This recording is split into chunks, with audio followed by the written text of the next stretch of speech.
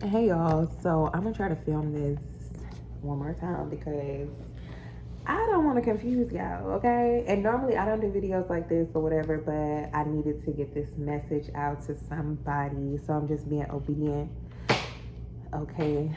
But anyways, so girl, I was on Instagram, okay, and I seen like this sermon pop up on the reels or whatever, and I was like, okay, it sounds like it might be a good little word, you know what I'm saying? And so when I got on YouTube, I seen the full sermon just pop up.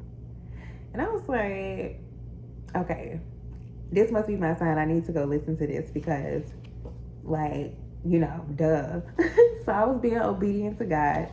And I went ahead and listened to the sermon. And it is called The Truth About Being Single. Okay, and the person who gave the sermon, his name is Devon. I think his last name is Franklin. I don't know. But girl, Megan Good ex-husband with his fine self. Oh, Jesus. That is a fine man of God. I'm trying to tell y'all, they out there. Oh, Jesus. Okay. Let me stay focused, okay, on what I'm trying to do for y'all. But anyways, I did post it on my community board just in case you want to go listen to it for yourself. And I do highly recommend it and watch it all the way until the very end. Because when he gets to the very end, that's like the nitty gritty, what us true, beautiful, divine feminists need to hear. Okay, the whole sermon is good, but he got to the nitty gritty at the end, and that's where things really stuck out for me. Okay, but basically, he was saying you have to be a good single first in order to be in a couple. So basically, you have to feel good by yourself first, love yourself first, pour into yourself first, know who you are first before you be with someone else, okay? Or before you get into a couple, because even if you're in a couple or relationship or a marriage, you're still single, okay? You're a single individual, okay? And he goes into more like details about that and all that, and I ain't trying to mess this man word up or nothing like that, so don't be getting out here quoting me. Okay, but one thing that stood out is if you don't feel good alone, you won't feel good in the relationship. So you have to make yourself happy first and not base it off what somebody else can do for you. So basically, if you're like, oh, I'll be happy when I get in a relationship, or I'll be happy when I find me a man, no, you're not gonna be happy, because if he do something to piss you off or do something to make you sad or whatever, then what? Your happiness just went out the window. But if you make yourself happy first, do things to make yourself happy first, that man can add to your happiness. So that way, if he does anything stupid, he ain't taking away from your happiness, girl. You still good. You're still whole. You're still okay. Okay? So know that you are one of one. Okay? That's another important thing that stuck out. Know that you are one of one. Okay? There's nobody else like you. I don't care if this man finds somebody that got more money than you, got a better job than you do, look better than you, or just whatever. You know what I'm saying? She can have it going on, but girl, you got it going on too. Okay? Know who you are.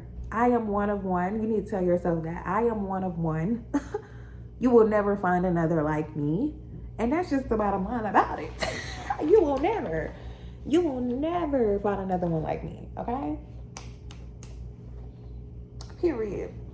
Anyways, so that stood out. And I feel like that's empowerment as well for women, especially single women.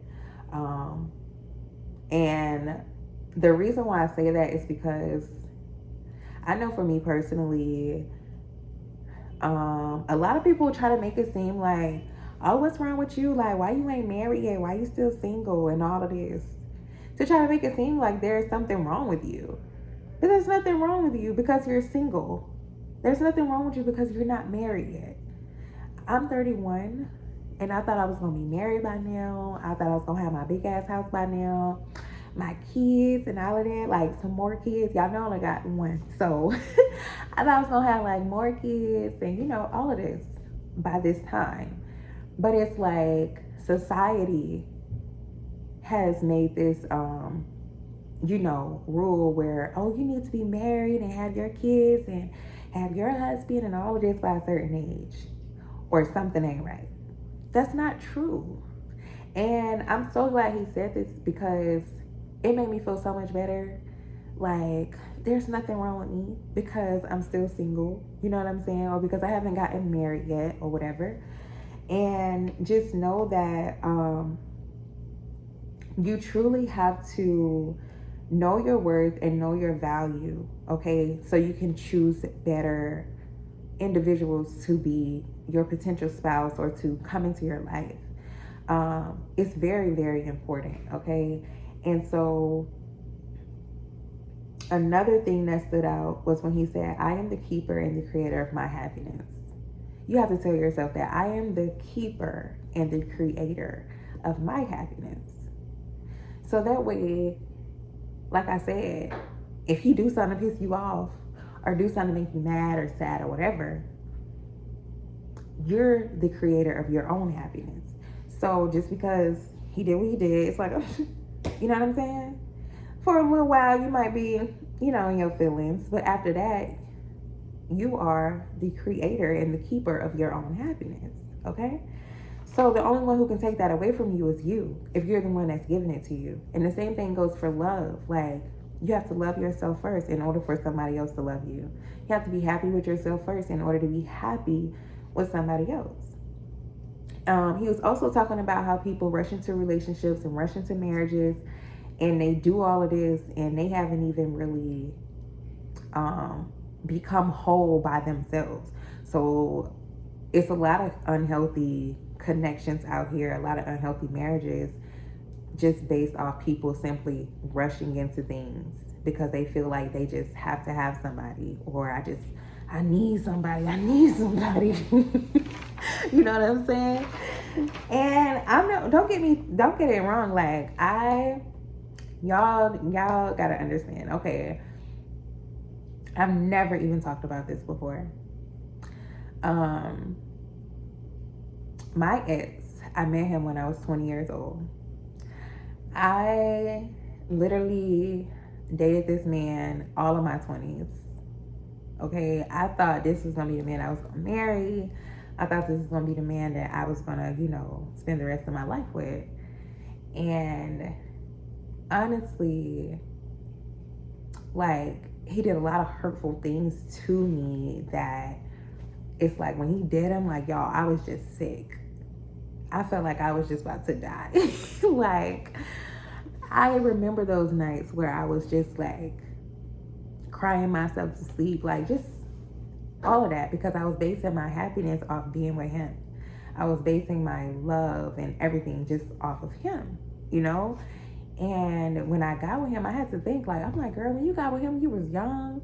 You ain't even explored the world yet. You ain't even went out, you know what I'm saying, and lived your life or whatever. You just jumped into this relationship, you know, because you thought it was gonna make you better, but you have to become better by yourself first. So anyways, he talks about the importance of taking your power back. Like I said, speaking that empowerment into yourself, telling yourself that you are more than enough. I am one of one. You know what I'm saying? I make myself happy. I love myself. And that honestly is going to allow you to make better choices when it comes down to love. And it's okay to be patient for the love that you want. Just because people might feel like, oh, you too picky, or your standards are too high. They're not. He even said in there, like, if someone is telling you your standards are too high, maybe their standards are too low. Okay? If someone is asking you why you still single, ask them why you still married. Why are you still in a relationship? Well, you know you ain't happy. Let's talk about it. You know what I'm saying? So anyways, it was a really good sermon. But anyways, he was saying it's not good for a man to be without support. Okay? And he did quote some scriptures from Genesis 2, verse 7, verse 15, verse 18, and verse 19. Okay, I'm not going to read the verses, but those are the verses that he quoted. And within those verses, it was basically talking about, you know, how Adam was created and how Eve came along and all of that. And the reason why Eve was created was because Adam needed support. You know what I'm saying? He needed support. So God created Eve from Adam's rib. When Eve came into the earth, she was already whole. And that's what stood out to me. That's why I said, y'all got to watch the end. Well, oh my God. I'm going to try to give y'all what I can, but y'all ain't going to get it like how y'all going to get it if y'all go watch that word. But anyway, so yeah. He was basically saying, like, women are already whole. There are so many women out here feeling like there's something wrong with us, or, you know, like, I just got to do this, I got to do that, I got to be out here looking for a man. You don't have to go looking for no man, okay? You don't have to go look for no man, okay? God will send your husband to you at the right time, at the right place, okay? And I truly and honestly believe that. Simply because he said when Eve came into the world, she wasn't like, where my man is? You know what I'm saying? She knew what she was created for. She knew what she was designed for. She knew her power. Women have so much power. We are the creators of life.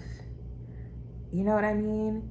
And a lot of times, he was talking about manipulators, how they try to dumb us down, make us seem like we're not enough, make us seem like we're not worthy, make us seem like we have to do this, that, and the third, and change ourselves or change who we are in order to fit into their, you know, into their world. That's not how it's supposed to be.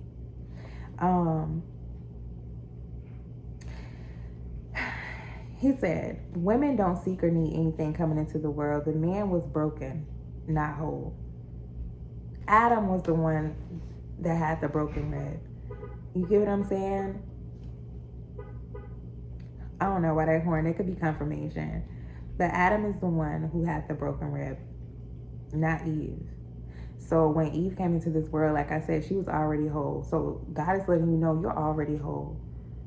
You just need to continue to pour into yourself, continue to love yourself, be happy, do self-development. Like, use this time of being single to really find out who you are, what you want, what makes you happy. Do what makes you happy.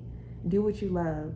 You know, don't spend all your time wondering, like, when my man gonna come, where my man at, where my man at, where my man.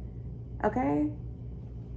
Because it's gonna all happen at the right time. Also, he quoted, I'm not looking, I'm ready to receive. So you should never be looking for love, never be looking for a man. You know, I'm out here looking for my man, I'm out here looking for my man. But you should be ready to receive.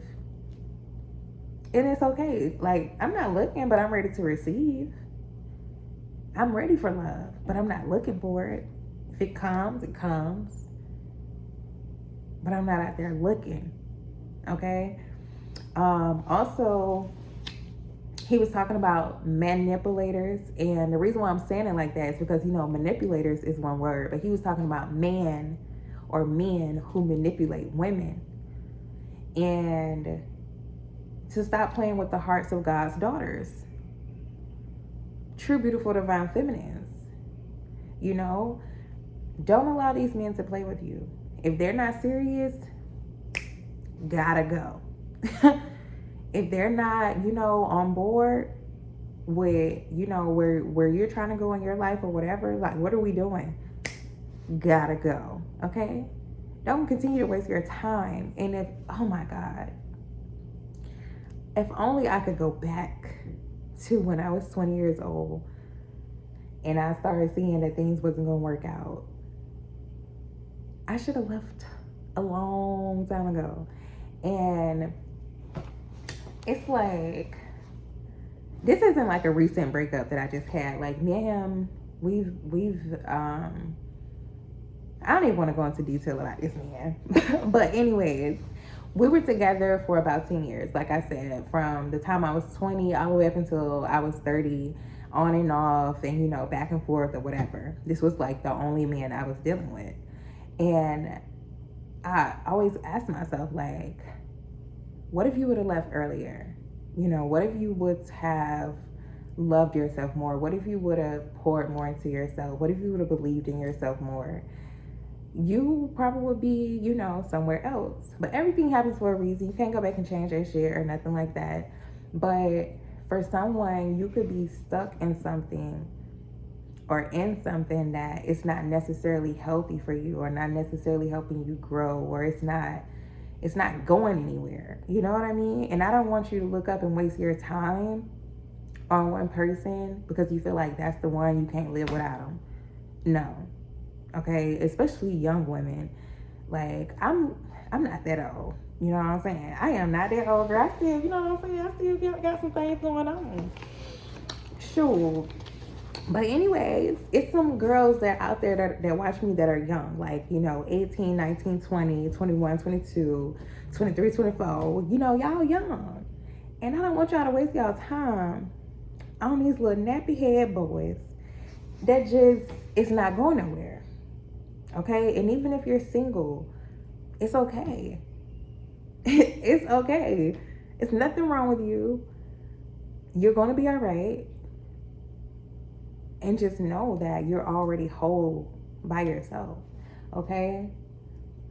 Also, another thing that he really, that really stood out to me was about how Adam communicated when Eve came into the world. Like, Adam communicated, like, his needs, his desires. He was vulnerable, basically. They were vulnerable with each other. And if you don't have someone that's going to be vulnerable with you, emotional with you, communicate with you, that's not the one. Okay? You want somebody that's willing to put their pride to the side, be vulnerable with you, and open with you. So basically, if you don't know how to be by yourself, you can't be with nobody else.